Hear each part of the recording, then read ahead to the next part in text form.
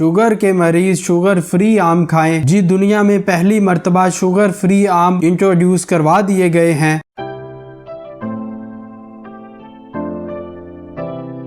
अगर आप या आपका कोई अजीज डायबिटीज का पेशेंट है और आम जैसा रसीला फल नहीं खा सकता क्योंकि इसमें वाफर मकदार में शुगर होती है, तो अब परेशान होने की कोई ज़रूरत नहीं है, क्योंकि पाकिस्तान में शुगर फ्री आमों की काश्त शुरू हो चुकी है। आमों की 3 नई अक़साम जो कि शुगर फ्री हैं मार्केट में आ चुकी हैं। इन आमों में 4 से 6% तक ही मिठास होती है, जो कि शुगर के पेशेंट्स के लिए इंतहाई ज़बरदस्त है। आप पाकिस्तान की लोकल मार्केट्स में इन मिठास के बगैर आमों की अक़साम को आसानी से हासिल कर सकते हैं। इन शुगर फ्री आमों की अक़साम के नाम सोनारो, ग्लेन और केट हैं। ये अक़साम सिंध के टंडुवाला यार में MH फनोर फार्म्स ने साइंसी तरमीम के बाद मंडियों में मुतारफ करवा दिए हैं।